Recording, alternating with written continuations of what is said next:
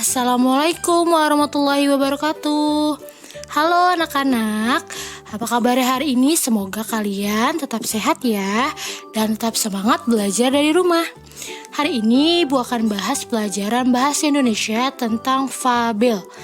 Nah, sebelum kita masuk ke materi, jangan lupa kalian berdoa terlebih dahulu dan siapkan buku pena 2D ya. Kita sudah memasuki tema 7 subtema 1. Mari kita simak materi untuk hari ini. Pengertian fabel. Fabel adalah cerita pendek yang menceritakan tentang hewan. Tokoh-tokoh yang ada di dalam fabel adalah berbagai jenis hewan. Cerita dalam fabel adalah cerita fiksi atau cerita hayalan. Cerita fiksi artinya cerita yang dibuat berdasarkan hayalan pengarang. Bacalah cuplikan berikut ya. Nah, di sini ada contoh cuplikan fabel. Oto si unta terkulai lemas di tengah padang gurun. Padang gurun yang kering dan panas membuatnya kehausan. Terbanglah Rara si burung dara di atas Oto. Oto, ayo ikut aku. Aku tahu di mana tempat banyak air, ajak Rara. Terima kasih Rara, aku haus sekali. Sesampainya di sumber air, Oto menyimpan banyak air di tubuhnya. Sejak saat itu, Oto dapat bertahan selama beberapa hari tanpa minum air. Nah, berdasarkan cuplikan fabel di atas, kita dapat mengetahui bahwa tokoh dalam fabel tersebut adalah Oto si unta dan Rara si burung dara. Nah, berbagai jenis hewan ini juga memiliki sifat dan karakter seperti manusia ya.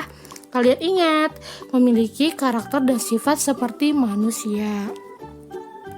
Nah, ciri-ciri fabel yang pertama, menggunakan hewan sebagai tokoh cerita. Kedua, tokoh hewan memiliki karakter dan sifat seperti manusia, seperti yang Ibu bilang tadi ya. Lalu yang ketiga, memiliki alur cerita. Dan yang keempat, memiliki pesan-pesan kebaikan dalam ceritanya.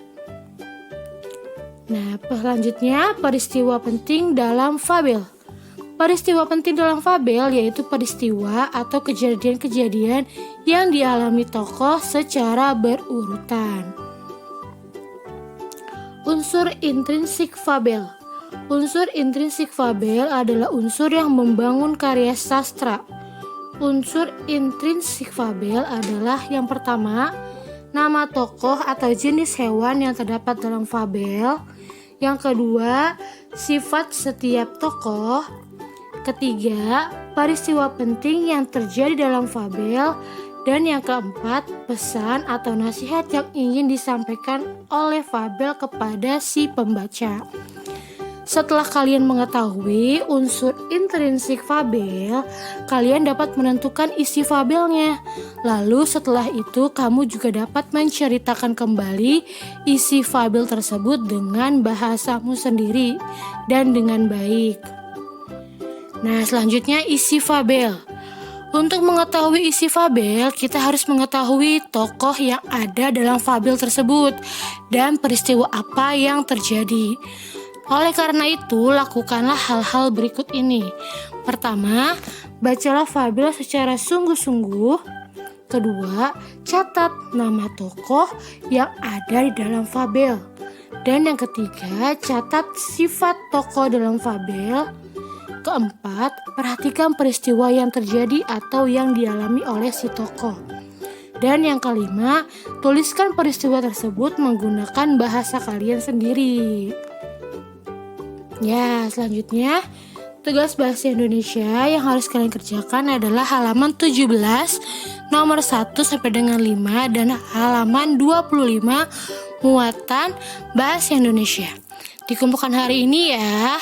Nanti untuk minggu depan Ibu akan menjelaskan kembali apa itu fabel melalui Google Meet. Oke, kurang lebih Ibu mohon maaf. Semoga apa yang Ibu sampaikan bisa kalian pahami ya. Wassalamualaikum warahmatullahi wabarakatuh.